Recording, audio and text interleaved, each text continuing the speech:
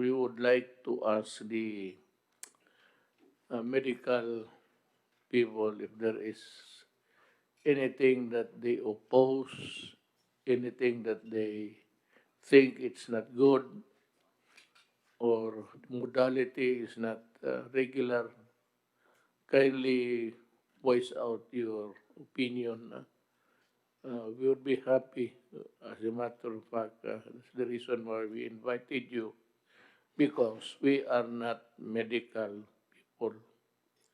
Kayo na imbita kasi mandagdagan yung knowledge namin. I'm reminded of my catechism noon sa Bible about pestilence. Peste itong, and this is actually pestilence. Yung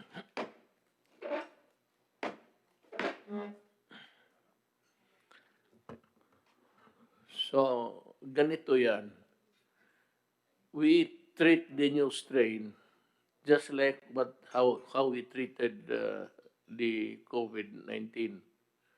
Uh, the only thing here is that we agreed that si Art naman, he knows his business.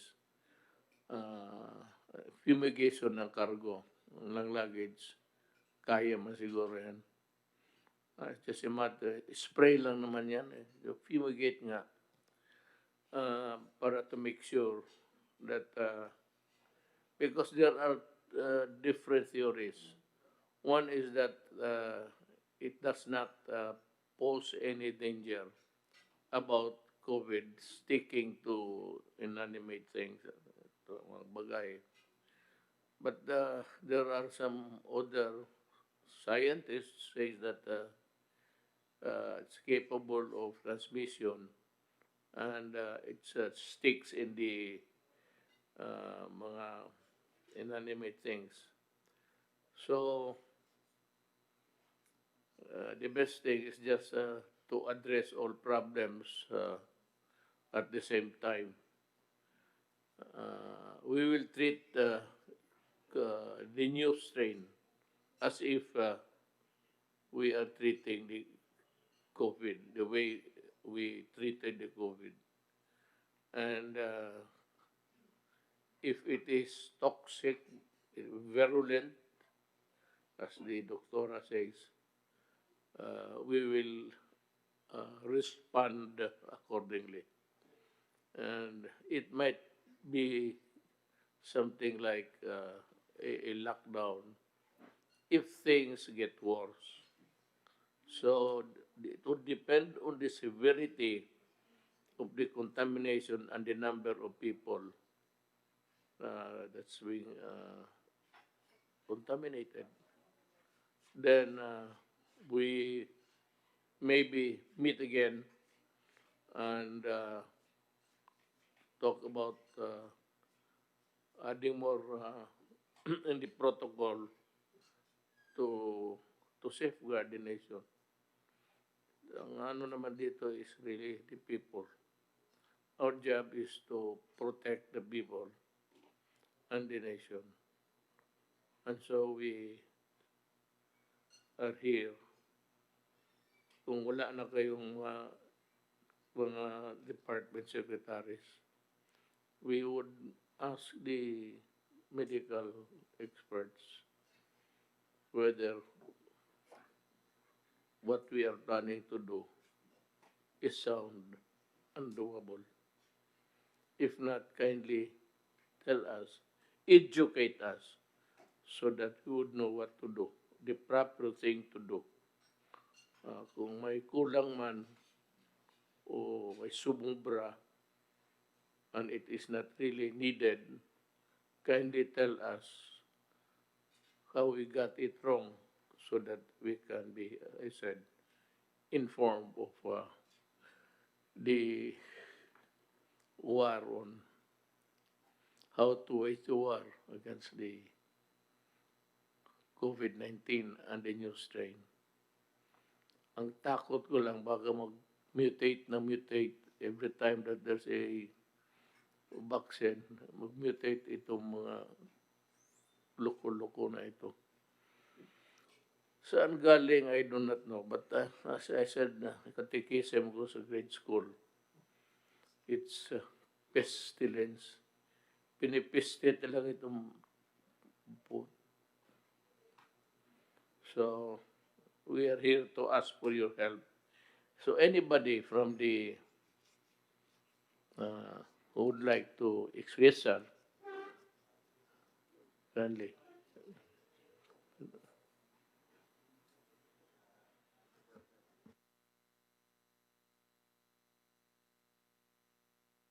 Mr. President, he is Dr. Camilo Roa.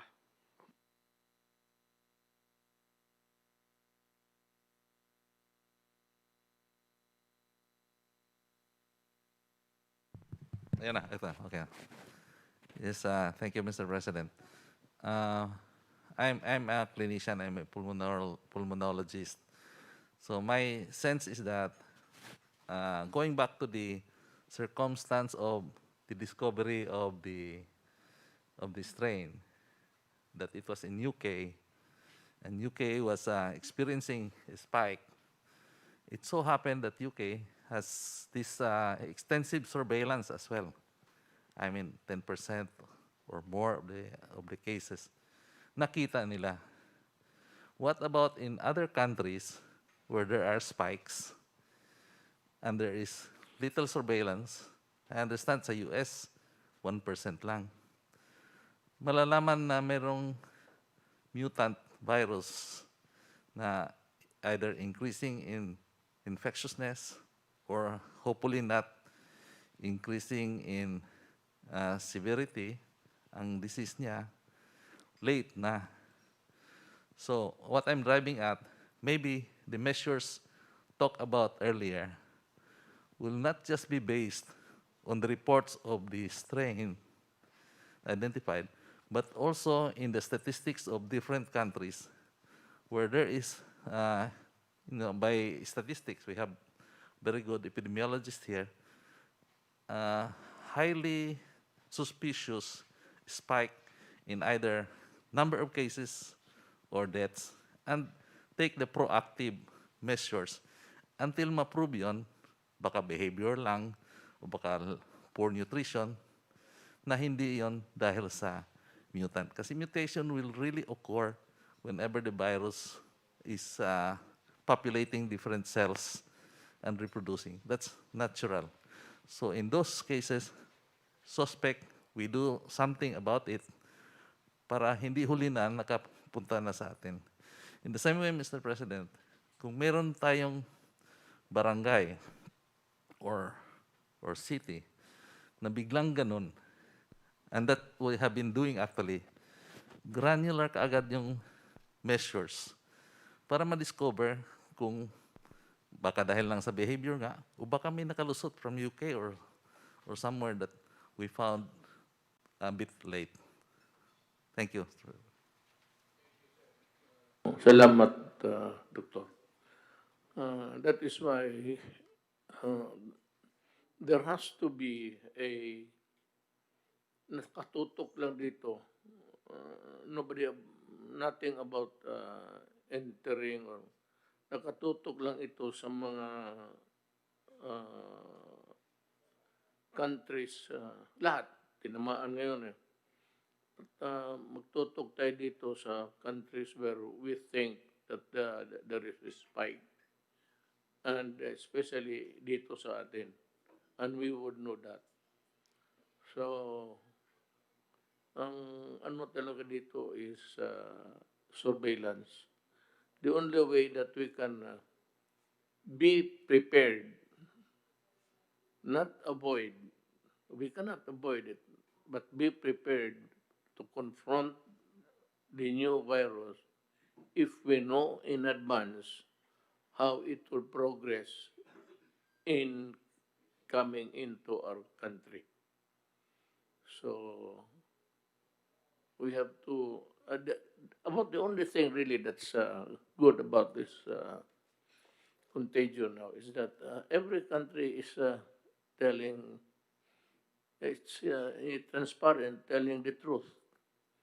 And even China admitted that the COVID-19 started from there. And itong new strain, of course, it's the first country who reported it was Britain. So, pag-aralan natin siya. So, may nakatutok talaga dyan. But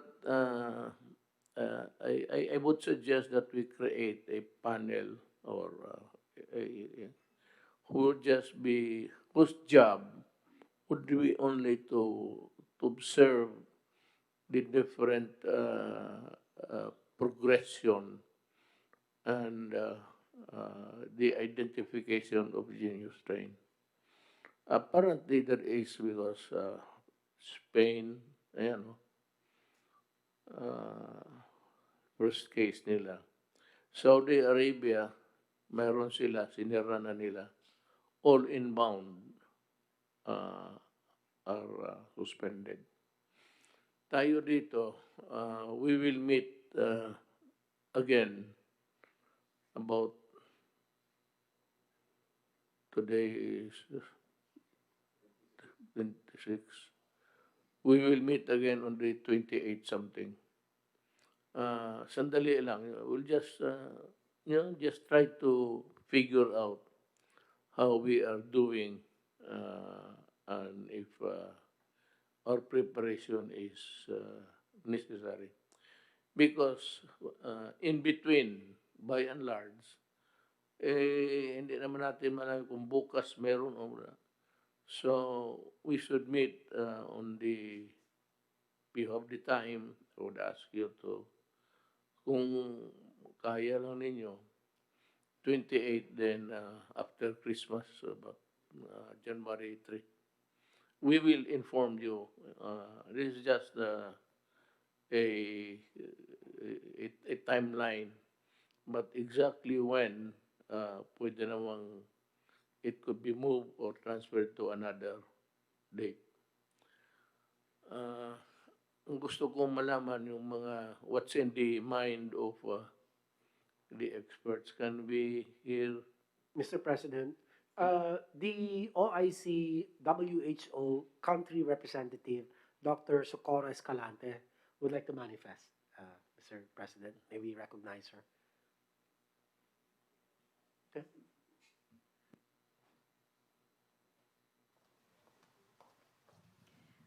Good evening, Mr. President, and thank you so much, Secretary Duque. First and foremost, Mr. President, we agree with the experts na nagsabi na po kanina that we are expecting the mutation of this virus. And because the more the virus will circulate, the more chances of mutation. And we agree that it's the same characteristics and attributes in terms of the mode of transmission, except as Secretary Duque has already said, we are still looking into other attributes such as the transmissibility or kung mas grabe po yung pagkaka-infect or yung pathogenicity ng virus. So considering that, Mr. President, the WHO recommendation for now is not to restrict travel, but to ensure that our public health interventions are in place and that the country is ready to mitigate any event that the transmissibility or this new strain will come into the country. But there are 3 points, Mr. President, that we want to add. Unang-una po, we want to encourage more thorough risk assessment of the situation. And risk assessment would really, especially in this circumstance, if we are going to meet again on the 28th, we will look at the data that is being submitted by the member states to the WHO through the International Health Regulation. And by this information, we will get the latest update from the different countries. And this risk mitigation, Mr. President, would include looking at what is the current stage of transmission of this specific variant in the country of origin of our passengers. For example po, if we are looking, for example, for Australia, Japan, and Singapore, although meron na pong um, the cases that have been detected and reported through the international health regulations, by this basis, we would not encourage like lockdowns or restrictions of travel because the numbers are low, and these are also the countries which have very stringent public health interventions. So kung malakas po yung public health intervention ng isang country and the cases are limited to imported cases at wala pa naman pong community transmission, it is not going to warrant the declaration of a lockdown from that country. On the other hand, the risk assessment would also be for the national risk assessment. We need to take this opportunity to look at saan ba yung gaps ng mitigating measures natin, including, for example, the points of entry, how we quarantine, and how we isolate the individuals, plus our own surveillance. In the past 9 months, Mr. President, we do observe that the government has already put all the necessary public health interventions and measures, but we have learned also a lot of lessons on the capacity of our local governments to really prepare to mitigate the risks when people are traveling abroad or from Manila to the provinces. And the biggest lessons that we have had is when individuals coming from places where there is ongoing community transmission or high level of transmission will go to places where wala pa tayong infection. So these individuals will seed those localities. And when the local government units or those areas are not ready for contact tracing, isolation, and quarantine, then lumalabas po at nakakalusot yung infection. So now, in this current situation, the risk that we are seeing, Mr. President, is the increased mobility of the population and what is happening in the UK, but that is only a part of the risk. The second part of the risk is how strong our public health intervention in this country will be able to cope up with this risk. So in the meantime, Mr. President, we would really encourage the country to add the measures on a thorough risk assessment plus risk mitigation by ensuring the capacity of our public health systems in the country. Another point, Mr. President, is we would support the inclusion of genomics sequencing in our surveillance system because, as we said, this virus is going to mutate, and we do not know if there are already mutations also in our country that is actually causing faster transmission, or we do not know the attribute and nature of the virus that is already circulating. So WHO is in support of the National Institute of Health and the RITM on the move to strengthen the genomics sequencing in the country. Last point, Mr. President, regarding po yung Sabah, Malaysia. We have confirmed as of now from information within WHO that the variant that they have identified in Sabah is not the same as the variant in UK, but it's similar to other mutations that's located in South Africa, in Australia, and in Netherlands. So, and we do not yet know what is the significance of this mutation and what are the implications in terms of public health system. So again, Mr. President, to summarize the point that that we would like to deliver to the body. One, we expect virus mutations, and this is expected to happen. Number two, our public health interventions that are needed and are already proven to effective are in place. We just need to systematize and strengthen them. Number three, we need to ensure that we do thorough risk assessment, and that risk assessment is about the country of departure of the passengers, plus the capacity of our health systems to handle the arrivals.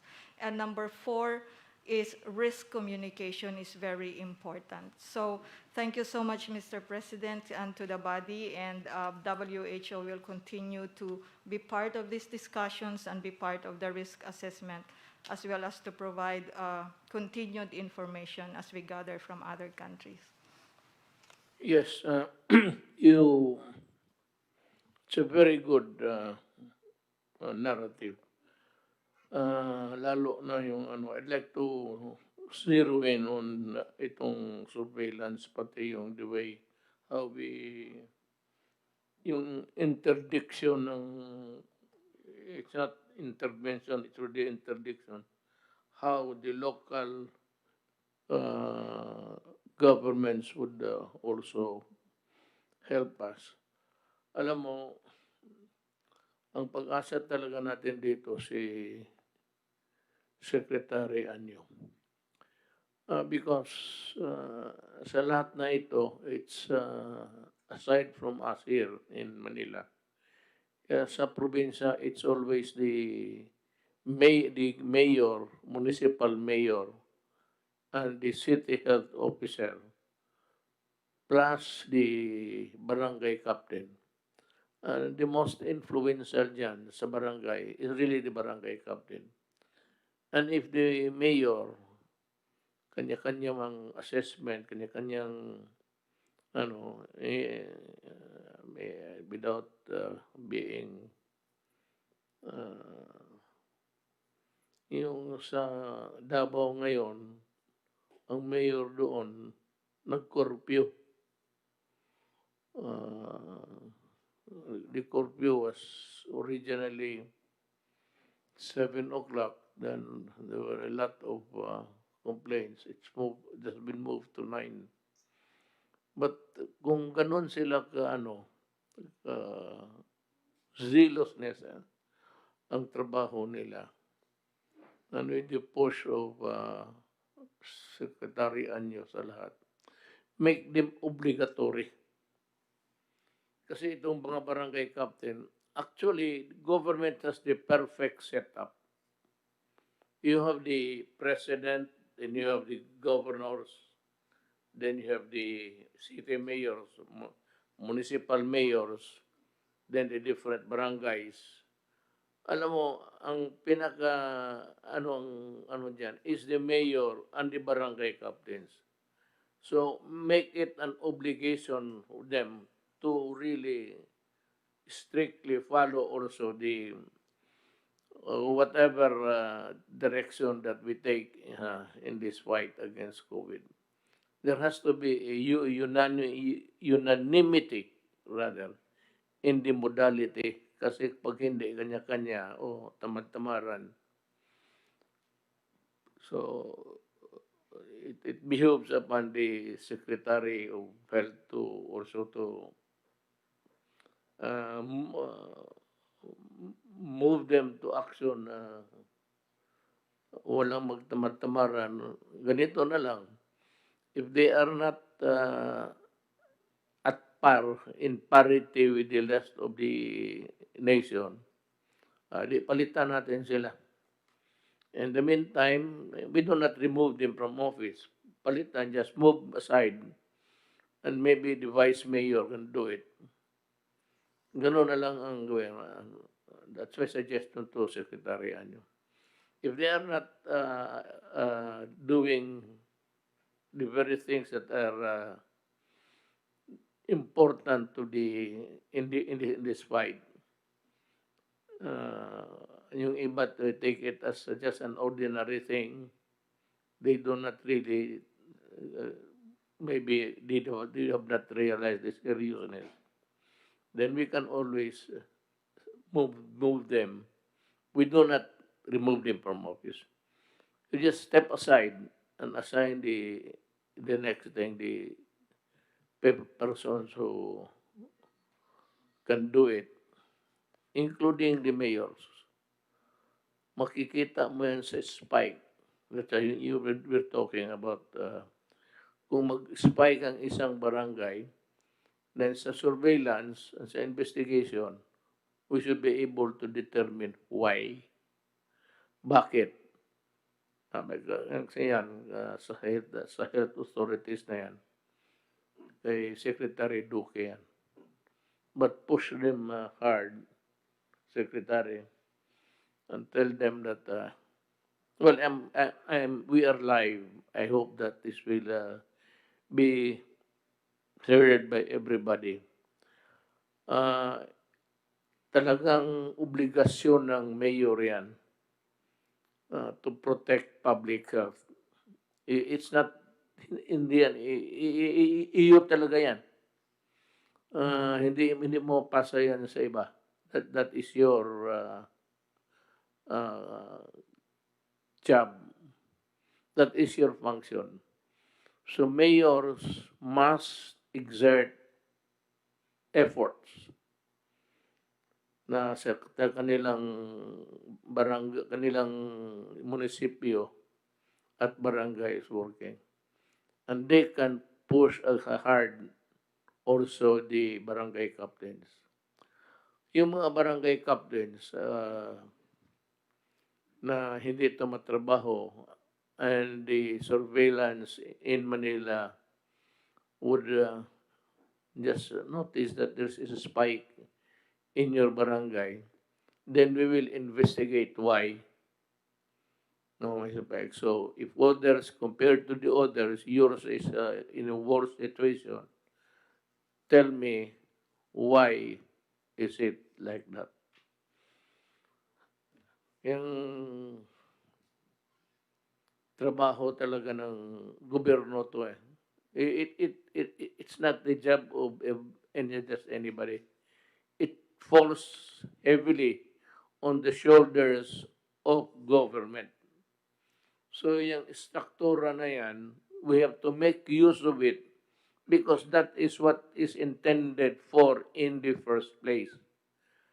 That structure there is part of the governance that the government has at least control over the events mangyari sa ating bayan. This time, lahat tayo. I said it behoves upon everybody who is with government to contribute. Dapat lang gawin ninyo, nakikinig kayo sa sinasabi ng yung surveillance talaga importante. And well, if there's a lot of people who are sick, then maybe the government, the national government would also contribute something to control the pandemic in your place. Anybody from, yes, sir, may I? Mr. President, Dr. Ed Salvania was going to manifest, and then to be followed by Dr. Hepte. Good evening, Mr. President. Good evening to everyone. Thank you very much for giving us the opportunity to speak. I think one thing that has to be clear, this is not the first time that we are seeing a variant come into the country. If we remember in June, when we had the surge of cases, there was actually a new variant that came from Europe, yung D614G. And this was actually worse. It was 3 to 9 times more infectious than the original virus po. And if you remember, we had about 6,000 cases at the peak of that surge. And so we know what happens when we get a variant in. But that was also at the same time that we went po from ECQ to GCQ.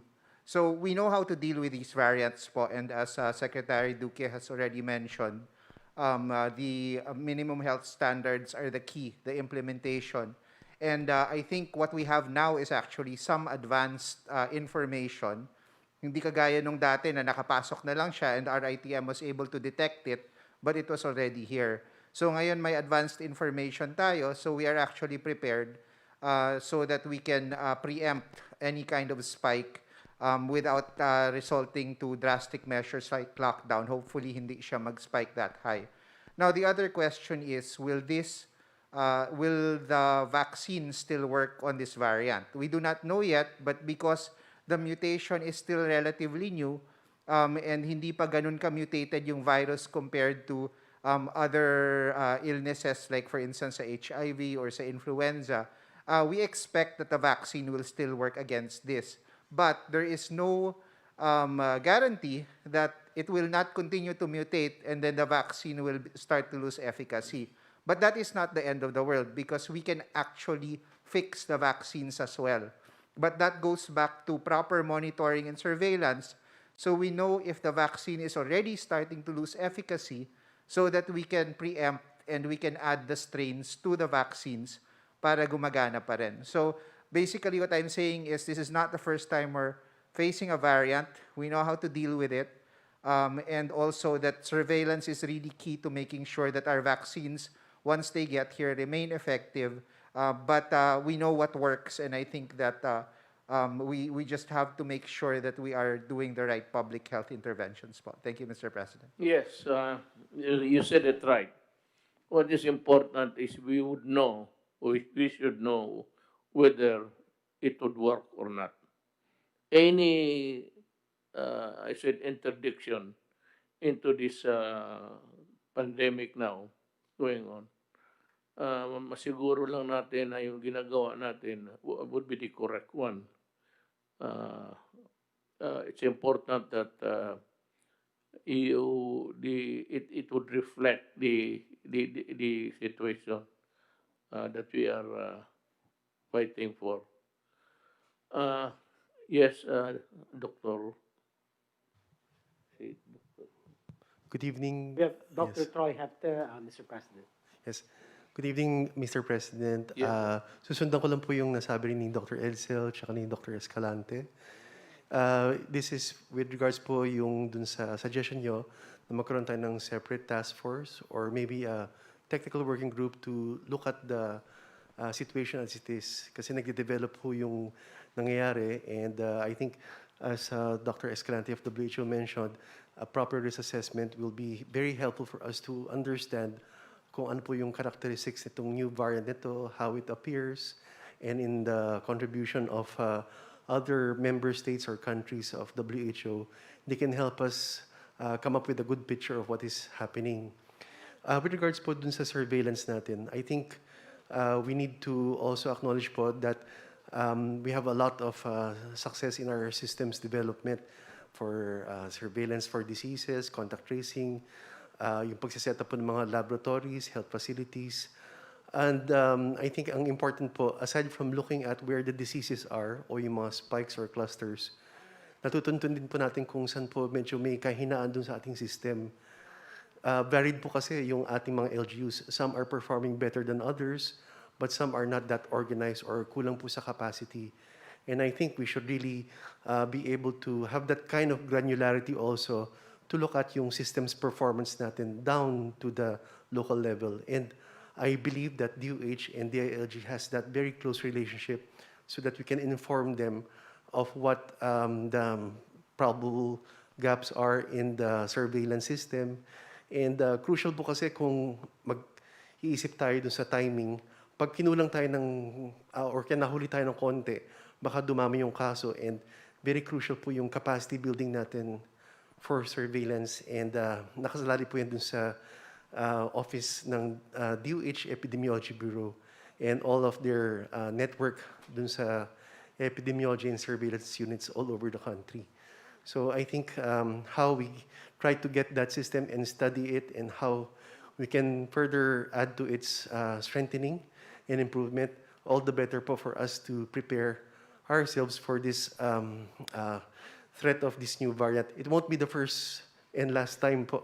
And I think there will be other opportunities for us to learn kung paano natin mapapaigting pa yung ating mga measures against this particular threat of possible mutations in the future. Yun lang po, Mr. President. Thank you.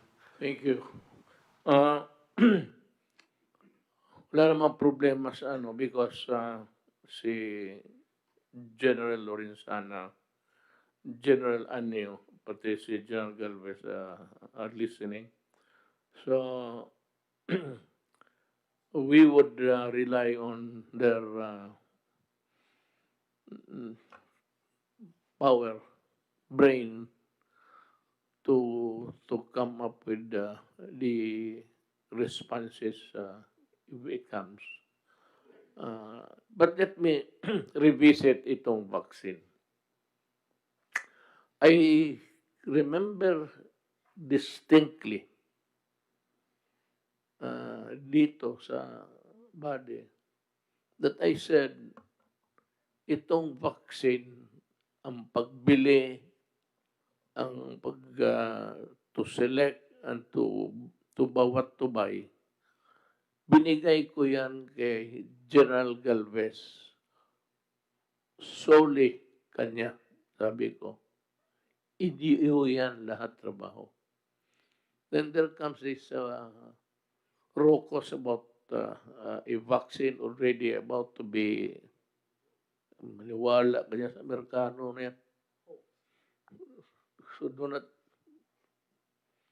so merong ano na delivery then the thing was spoiled by Secretary Duque.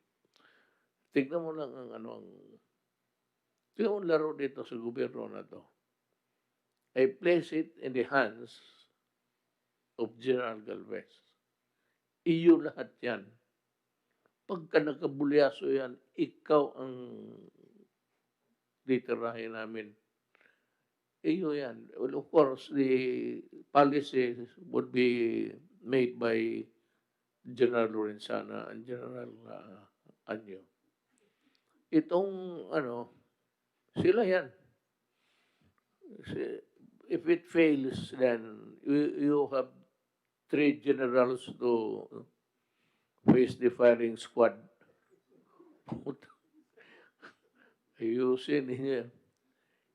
Ang ano, they're there to just assist they do not take anything from Secretary Duque.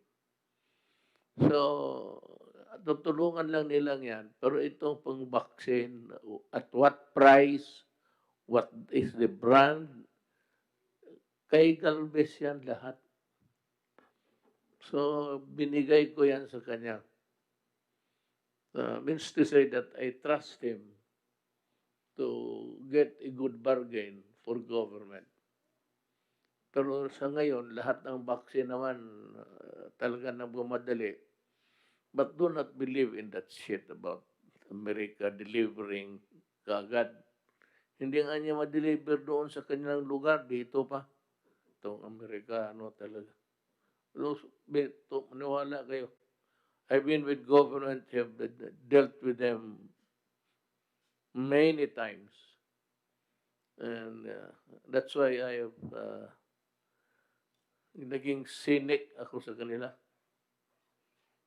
Kasi wala pa, pasig rin dyan. Kung ibigay, di ibigay. Wala man. Why do, if you want to help, if America wants to help, you deliver, stop talking.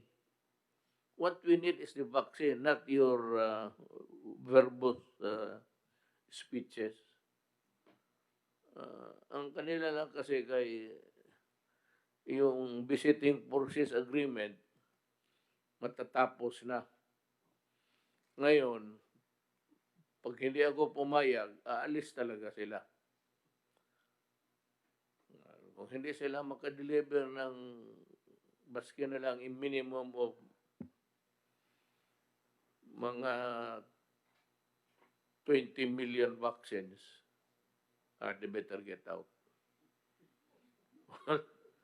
No vaccine, no, stay here.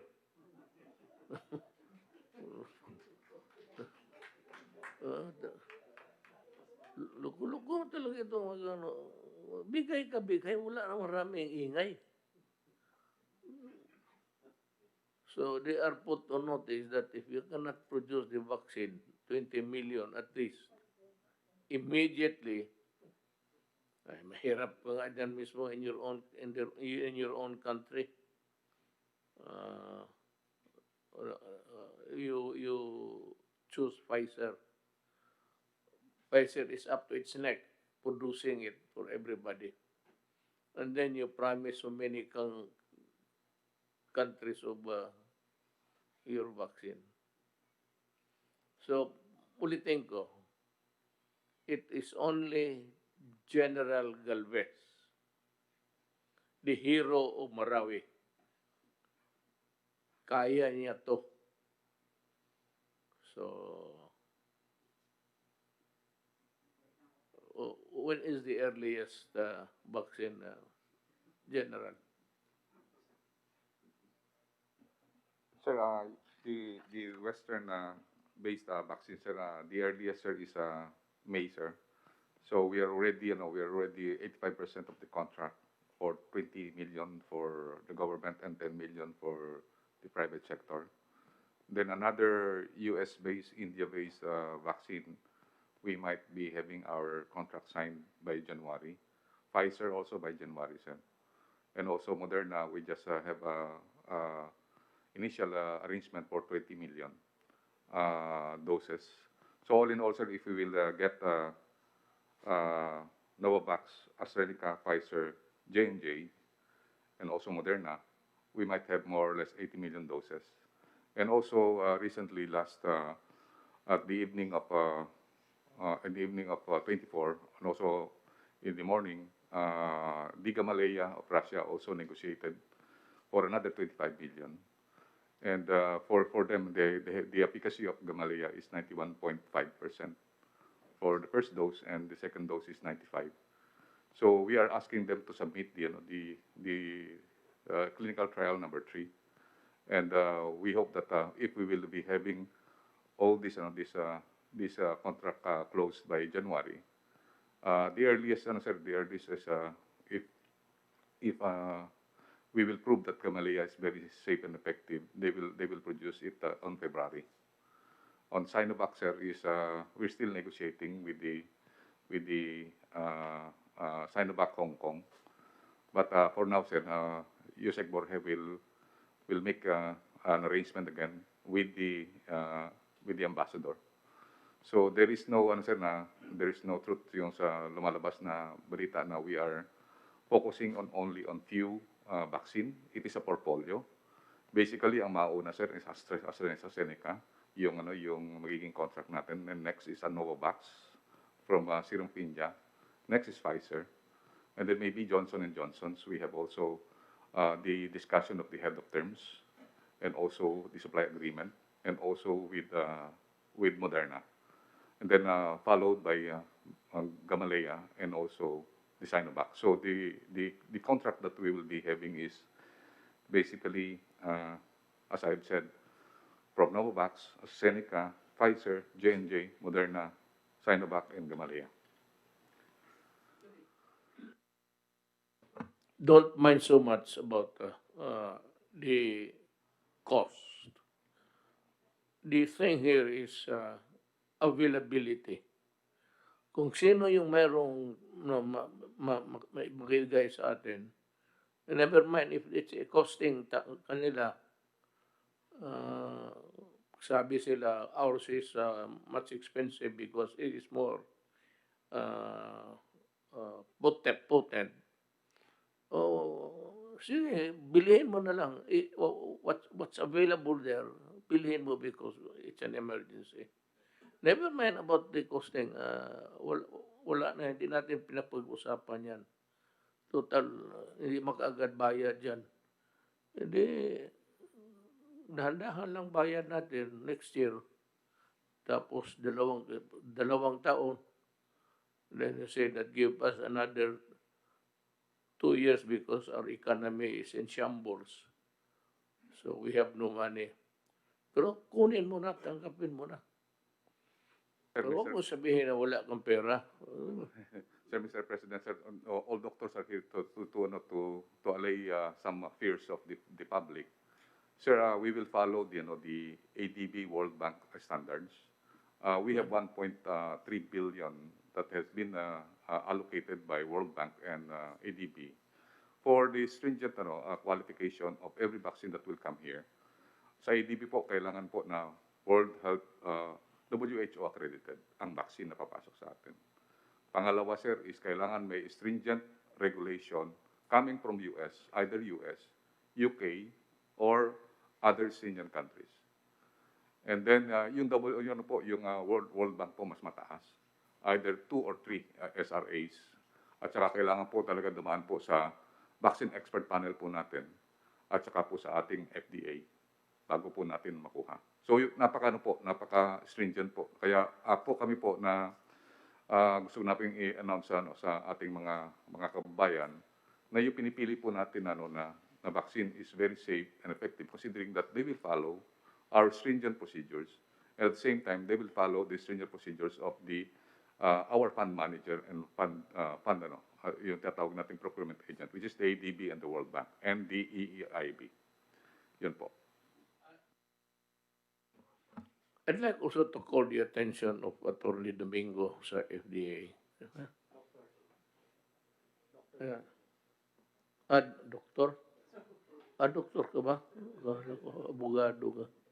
Nanay mo ang abogado.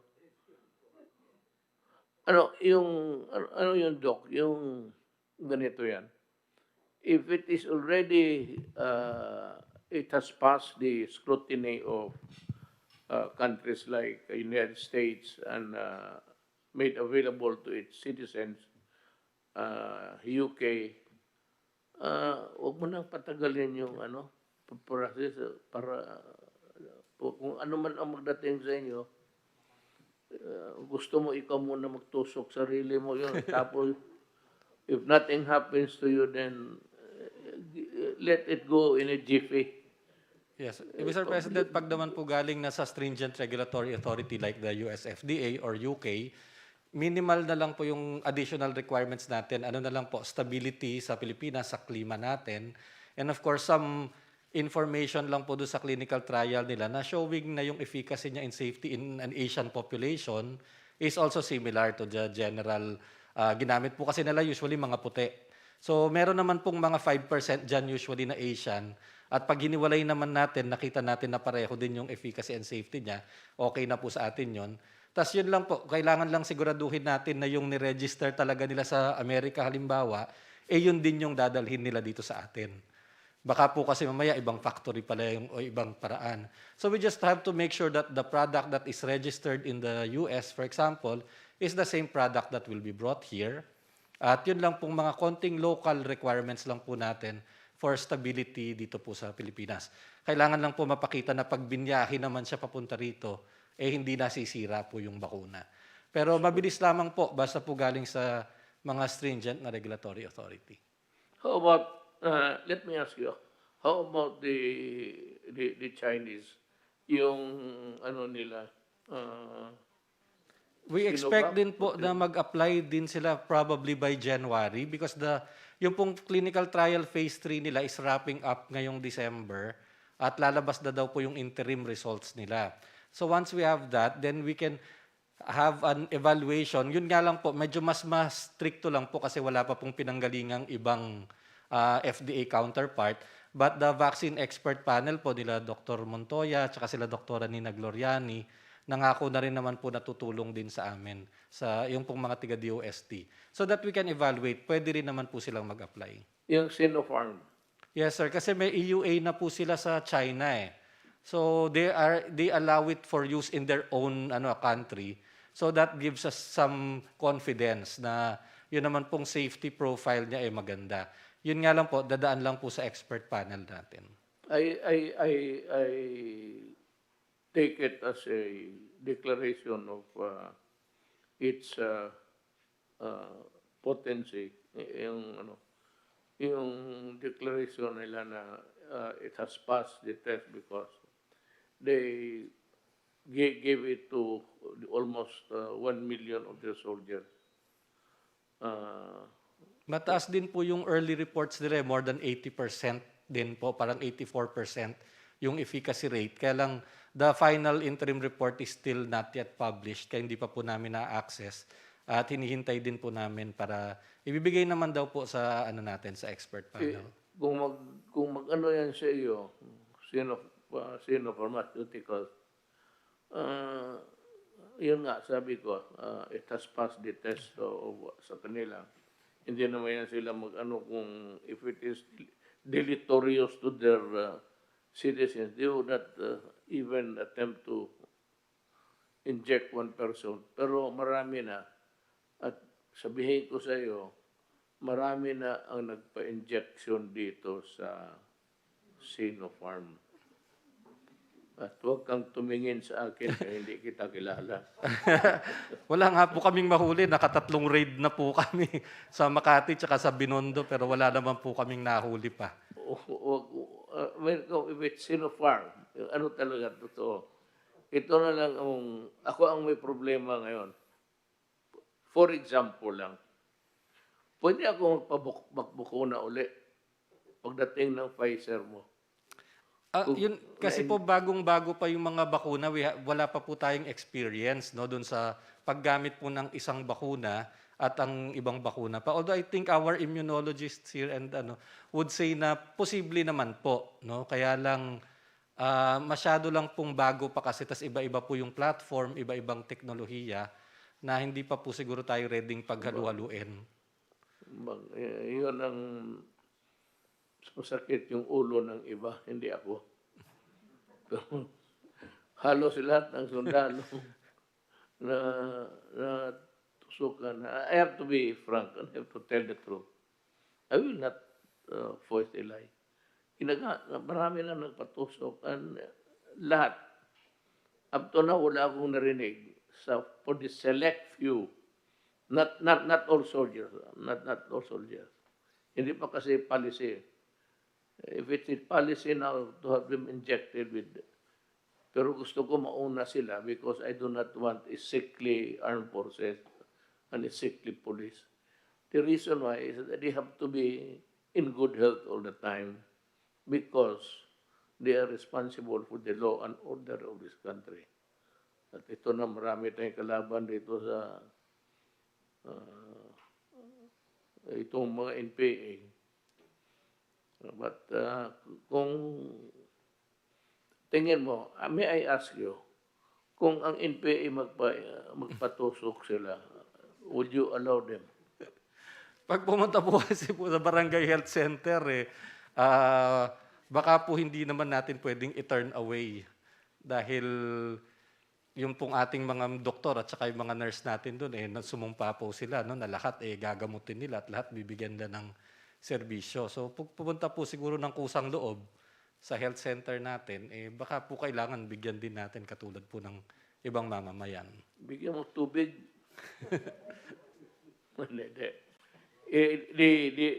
Thank you. The vaccine is available to every Filipino citizen, including the communist NPAs, so that you can fight better and you are healthy, because I know that you will die. Pag hindi talaga kayo naghinto, mamamatay talaga kayo lahat. That's the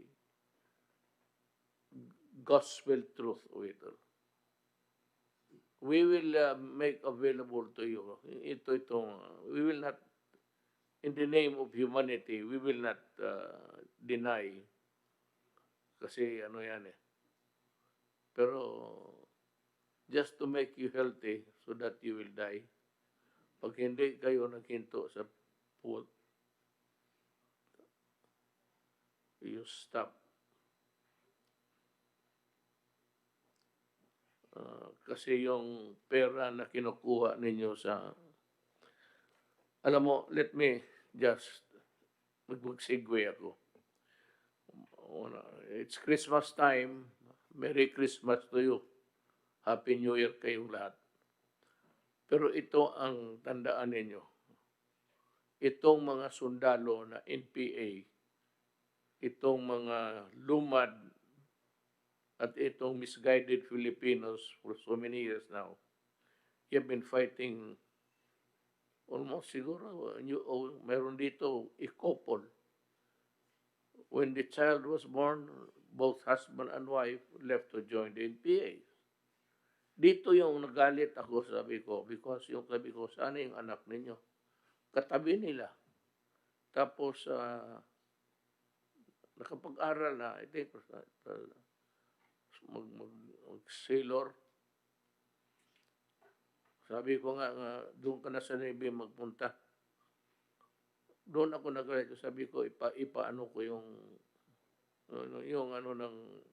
I was not joking. I was really, nagalit ako sa, kita mo, iniwan ninyo yung bata ngayon, matangkad pa sa kanila. Ang ano nito is, yung pera na ginagamit ng mga leader ninyo ay dugo ng Pilipino yon. We cannot invite investors kasi sinusunog ninyo sa probinsya. Sinusunog ninyo yung mga backhoe, mga tractor. Million yan eh. And you deprive the Filipinos of good infrastructure. Kaya na ang gawa. Hindi na magtuloy, magbaback out. Nobody is willing to take unless magbayad. Pero to tell you the truth, to tell the nation the truth, lahat bumibigay. Mga malls, mga lahat bumibigay. Alam ba ninyo yan, mga NPA? Lahat ng malls, hindi na ako I won't mention names. Lahat ng malls dito sa Manila, nagbibigay ng taxation sa inyo. Lahat ng hotel. Kaya maraming pera. Pagka milyon-milyon. Look, saan nila pinapaaral yung anak nila? Sa Europe. Itong anak ni Sarate.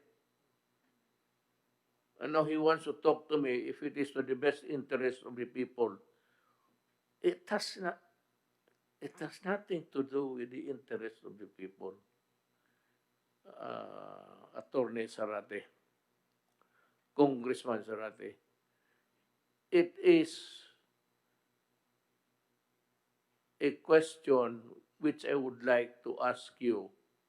Saan mo kinukuha yung pera na to finance the study of your son sa Europe? Tinignan ko yung lahat ng, I cannot read all. But nandito yung, sabi mo, sponsored by the Lula. The Lula does not even have income tax.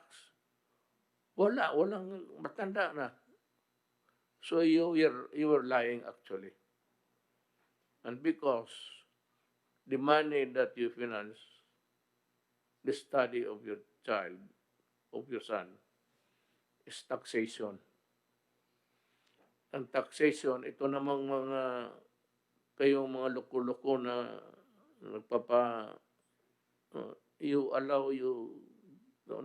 na paggamit kayo ng mga tarantado, itong mga leader ninyo. Sila, milyon-milyon. Lahat sabi ko lahat. Lahat ng mines companies, lahat ng mga laging-laging dyan, naglalag over, nagbibigayan. Milyon yan. Pero ang sa inyo, hanggang anong binibigay sa inyo? Medisina para sa eksena. Puro at saka malaria. Lahat kayo may malaria nandiyan. Tapos pasunod-sunod kayo. Totoo yan. Ako, nagsasabi ako, kaibigan man tayo noon. Kaya lang nung na-presidente ako, kalaban talaga tayo. Natural. Because mine now is the interest of the nation. Sinasabi ko lang, hinto na kayo.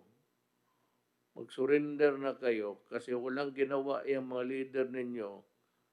It's plain banditry. There is no more ideological setup in their minds. Ang kanila na lang, mag-kill-kill sa mga tao. You are not fighting anything anymore. Not even a religion, if you may. Wala. Pareho talaga kayo ng Abu Sayyaf. No different. Ako pa sa inyo mag-merge na lang. Totoo yan. Wala kayong ginawa kung hindi ano, you want money to come to your hands through or by virtue of the blood and tears of other Filipinos. Sinisira ninyong bayan. We cannot, pareho tayo ng eroplano. Sakay tayo lahat. Nagte-take off tayo. Nandiyan na tayo sa runway. Pero wala tayong lift. Hindi tayo umangat. Hanggang endless runway lang yan si tumataw. Yan ang Pilipinas. Dahil sa inyo. Mainly dahil sa inyo talaga. What disturbs the public order in the Philippines, kay kayo. Ang masakit dyan, hindi nyo alam na ang koleksyon ng mga ito sa mga nasa NDF, yung mga leader ninyo, pati si Season. Season, I forgot to paper. This is not kasi the proper time. Paano lang ako sabi ko, mag-segue lang ako. He traveled, is traveling around Europe. Punta-punta pa doon sa mga snow, mag-snow. We are on live. Mabuti para masabi ko sa kanila, mga ulur sila. Ay, galit ako sa kanila. God, bring it to the people. Sumurinder na kayo. Ako, pag nag-surrender kayo, bahay. Meron mga kondo na ginagawa ko sa probinsya. Pag nag-surrender kayo, sabi ko na sa sundalo, para kanila yon eh. Sabi ko, bata, pasensya ka na, ibigay na lang natin dito para madali ang pacification campaign. Bibigyan ko kayo ng trabaho, sinisulduhan ko kayo. Yung test na nandyan, tinuturuan kayo maghanap buhay. Ang inyo, sige, hingi na pera doon sa mga tao. Ako pa sa inyo, ganito.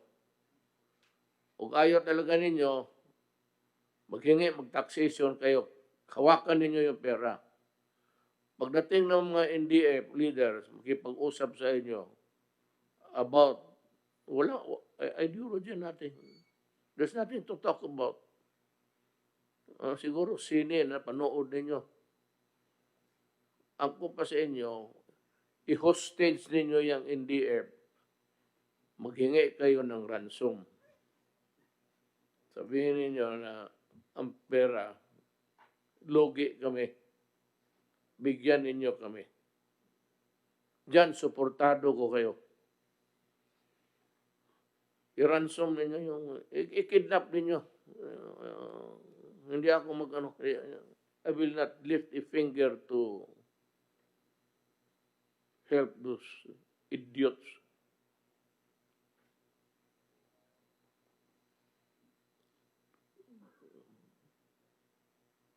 Kaya, libre kayo sa ano, libre kayo sa vaccine sa COVID. Sabihin ko kay General Galvez na lahat ng Pilipino, including you, kasi Pilipino kayo, putang, hindi ito, hindi ito gastos ninyo. Gastos sa ibang tao, ibang Pilipino. Not you. Kayo, extortion ang ginagawa ninyo. Hingi ako ng tawad sa body for the outburst. Hindi ko mapigilan sarili ko eh. Because we arrive at this issue of whether they should be vaccinated. All Filipinos ang Abu Sayyaf, mag-report lang kayo sa military. Sila ang magbakuna sa inyo.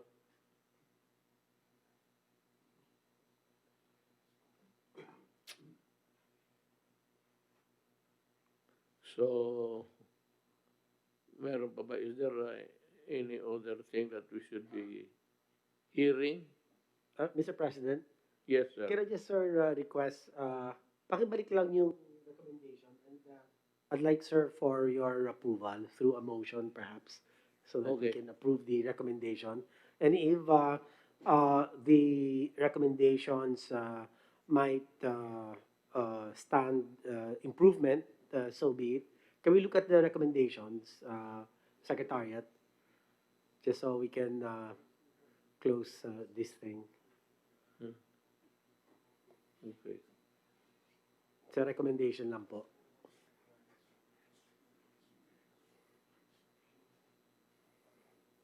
Yan po. Number one, sir, is we recommend a strict mandatory quarantine for countries that report new variant. So travelers coming from countries or areas, Hong Kong, Singapore, Australia, with confirmed new variant shall undergo mandatory completion of the 14-day quarantine regardless of the RT-PCR test results. And then number two, countries with local community transmission of new variant will consider travel restrictions only when transmission of new variant is at the community level. Perhaps the WHO can make a comment here as the source of the information where the community transmissions are happening and which countries for our guidance, Mr. President. There are three recommendations, and I'd like to ask the body if there is any comment. Yes, Secretary Roque. Mayor Sec Duque, what about extending the travel ban from the UK? Because it will expire on the 31st. Again, Yung extension po of the travel ban from the UK dahil yung travel ban po natin is only until the 31st of December. travel ban from here to UK. Hindi po, from UK to here. Hanggang Yes, 31 lang po. As a matter of fact, I'm telling you, there is no way of knowing how this thing would evolve. It is evolving. It is a new strain. But how fast is the progression, wala pa tayong alam. So, the best way is really to play safe. You put a stop sa travel nila. That is good. Kasali naman siguro yan dyan. Mayor, in addition, could I add a fourth one then? I propose a fourth one. An extension of the travel ban for all flights coming from the UK, including those who transited in the UK for another 2 weeks. Okay. I accept that. It's good. So, it's amended accordingly. Anyway, meron bang mga nagsusulat dyan? Kayo sa likod? Sila? Mukhang udapir man yung mga babae dyan. Okay. Number one is amended to include the motion of Secretary Roque. Is there any objection? Any comment? How about the second countries to? Is there a modification that you'd want to, or is it complete by itself? I think it is complete by itself. So if there is no objection, no further comment, the recommendations are carried. Mr. President, how about the face-to-face recall of the face-to-face educational Paano? use of face-to-face, Mr. President? Ay, wala. Sinabi ko na, Yes. yung face-to-face ni Secretary Brunel, I'm sorry to disappoint her. Hindi ako pwedeng this variant because this variant attacks even young people. Itong COVID original, diba, may mga ano pa itong yawa na ito eh. Selective na. Yung COVID ito, it does not affect so much the young people. They seem to be not vulnerable. Pero itong strain ngayon, they say that it affects also the young people. So, yung face-to-face na klase, wala na yun. We'll just wait for the normal season of schooling. It's vacation, then June. Hopefully, June, baka mag-improve na at mabakunahan na ng mga bata, di okay na. Mr. President, the Executive Director of the Philippine Council for Health Research and Development, ED Dr. Montoya, would like to manifest. Thank you, Mr. President. Thank you very much. Thank you very much, Secretary, and thank you very much, Mr. President. I'd just like to, if it's possible, because it seems to me that the genome sequencing was focused on people coming from the UK. We have to bear in mind that the mutations, as was already repeatedly mentioned by the medical experts, will not only happen from outside of the Philippines, but can also happen within the country, independent of what is happening outside of the country by virtue of burden of disease, infection. So may I suggest that the genomic surveillance as part of the biosurveillance should be strengthened to include targeted sequencing in high-risk groups, for example, like clusters with increased cases, clusters with increased severity and deaths, because these are actually the indicators for probably new variants arising in the Philippine population. Thank you very much, Mr. President. Ganito yan eh. We are focused on people coming in from UK. But let us see what develops in the coming days. We will meet on the 28th. My take is that passengers or people coming in from countries badly hit, or there's really a full-blown contamination we will include, I think, everybody. Not everybody, but people who we believe come from places where the COVID-19 and the new variant is present and is rapidly contaminating people. On the 28th, hopefully, we will be meeting again and we can see what develops. We have to be very informed of the situation. It is, I said, evolving in Britain. It is a full-blown one. Dito naman sa iba is meron lang 1 or 2 or 3. So we will calibrate our response depending on the severity ng tama nila. If they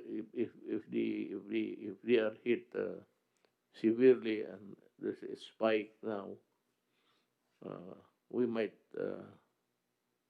consider everybody coming from. Yes, ma'am.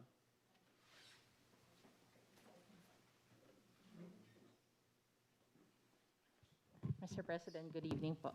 We just like po to, una, I feel very heartened po continuously hearing the importance of surveillance as someone from the Epidemiology Bureau, napakahalaga po talaga no, na ang surveillance, siya yung nakakahanap ng sakit. Pero ngayon na wala pa pong bakuna, ang importansya niya ay yung nabanggit niyo po na saan ang pagtaas at bakit po tumataas. At pag dumating po ang COVID vaccine, ang surveillance po magsasabi sa inyo kung effective po no, yung bakuna natin at nakaka-detect po siya ng mga adverse events para alam natin kailangan bang itigil ang pagbabakuna. Pero i-level up po natin siya, and I think that's what Dr. Jimmy is saying. The biosurveillance or genetic sequencing, hindi naman po kailangan lahat kasi una, it's really expensive and there should be targeted population. At ang una po natin ay yung mga galing UK.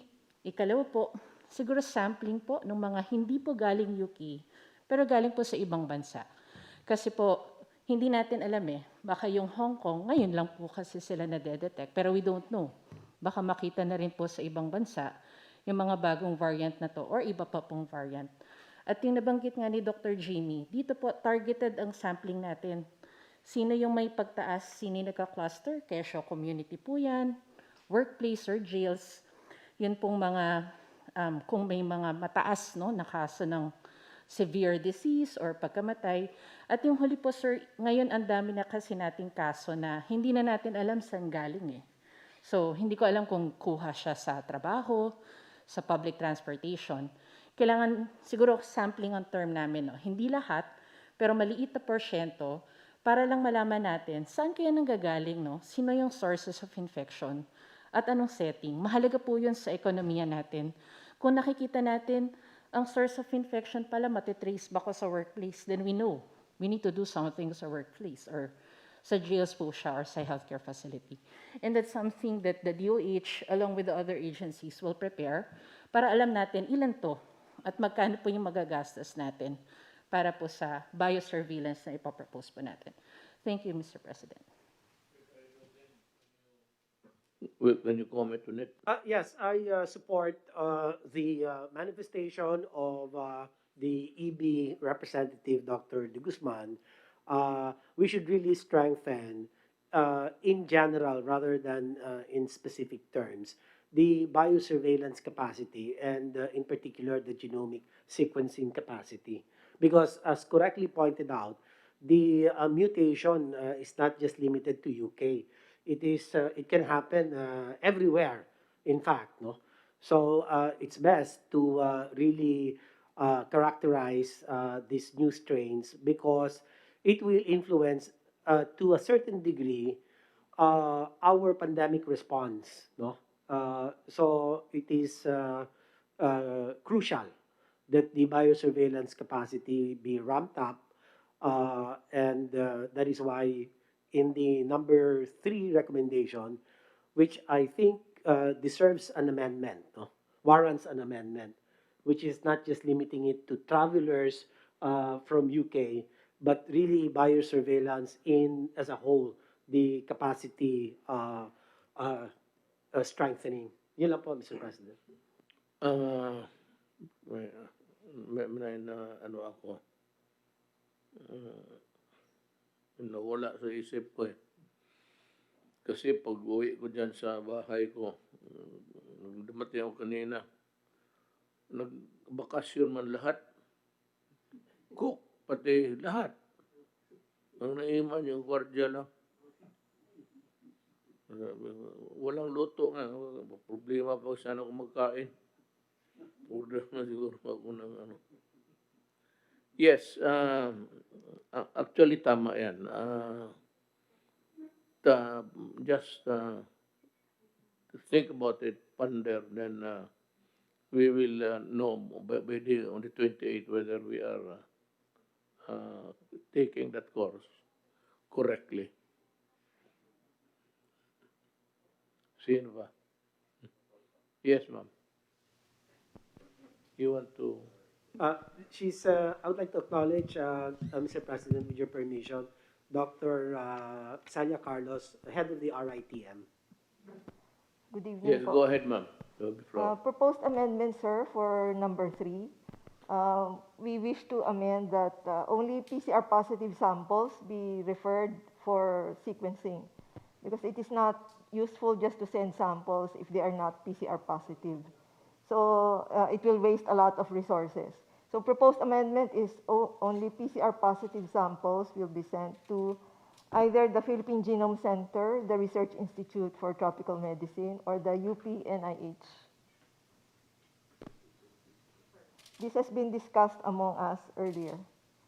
Thank you.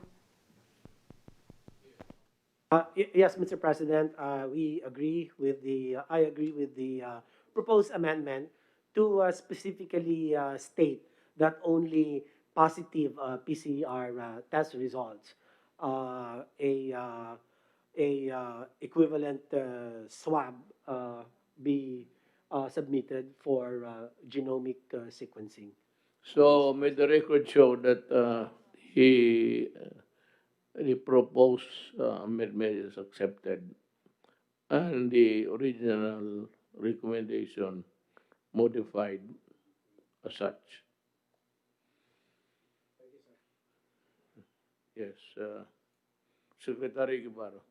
Mr. President, I would just like to add a fourth recommendation. And well, based on our discussions earlier, one very significant thing that I noted was the observation that this new COVID-19 virus has not yet reached Philippine shores. So I guess that our main priority at this time is to ensure that this new virus strain will not enter Philippine territory. So with that, Mr. President, last December 15, you issued an executive order further strengthening our border controls through the adoption of the Advanced Passenger Information System. However, that has not yet been actually implemented because implementing rules and regulations have to be formulated within 16 days from effectivity by the Bureau of Immigration and other relevant government agencies. This system, Mr. President, will authorize the Bureau of Immigration to obtain advance information from various airlines and carriers about the origin of their individual passengers, their originating flight, their connecting flight, their transit flight, and so many other relevant information. This will serve not only to address security risks, but also health risks. So what I'm proposing, Mr. President, is that we implement this advanced passenger information system immediately, although the Bureau of Immigration and other relevant agencies have been given 60 days from effectivity to come up with implementing rules and regulations. May I suggest that in view of the urgency of the situation, that the period within which to come up with this IRR be shortened in view of the urgency of the situation. So as soon as the implementing rules and regulations are in place, Mr. President, we can immediately put this into operation, and health risks that may be associated with passengers coming from not only the UK, but also from other infected countries may be properly addressed even before the passenger boards the flight coming to the Philippines. Thank you, Mr. President. Yes. Well, that would add a burden to the people from whose country the plane is carrying the passengers. So, you want it shortened. We just want, well, to direct, if you may, the Bureau of Immigration and the other implementing agencies to come up with the IRR as soon as possible so that we can address this problem immediately. Because we don't know if at any time, baka po may makalusot. You have an ideal time there? Well, we can probably shorten it to 20 to 30 days, Mr. Well, President? we'll just go direct to an order. The Secretary of Executive Secretary would order, we pass on the order that they shorten it in view of the emergency, the crisis. Yes, Mr. President. Ano pa ba? Hirap kasi yung makikita natin tapos wala na tayo. 28 pa naman. 26, 27, 28. Okay pa. If I can have the pleasure of your presence, I promise you a better meal the next time. Kasi dito, sa totoo lang, dito sa there's only, I serve only rice, isang if you've noticed it, rice, ulam, pati sabaw. Pati si Ambassador, lahat ng, kasi yung Secretary of State, ganun sabi ko, we do not serve steaks here because it's expensive. The people will complain. So, ako, Jollibee lang siguro ngayon. Walang tao.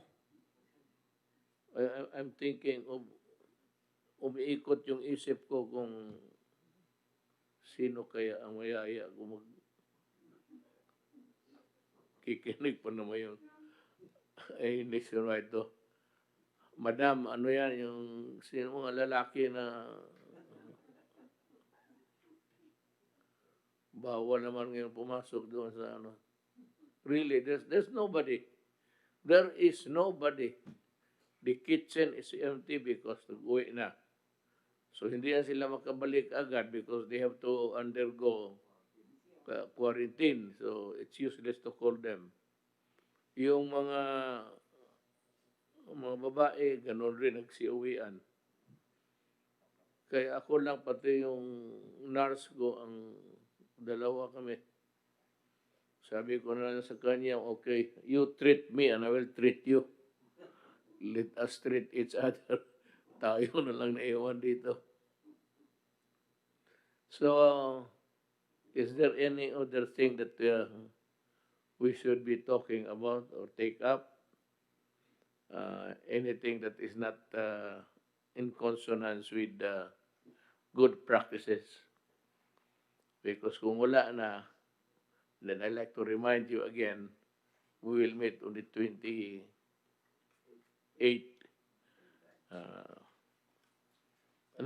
Nandito ba sila lahat? Yung mga desilistahan? So, before we end, I'd like to address myself to the people, to the nation, that we are indebted by the presence of the following persons who contribute a lot to what we have discussed and we to improve now. Si Dr. Marisa Alejandria, then we have Dr.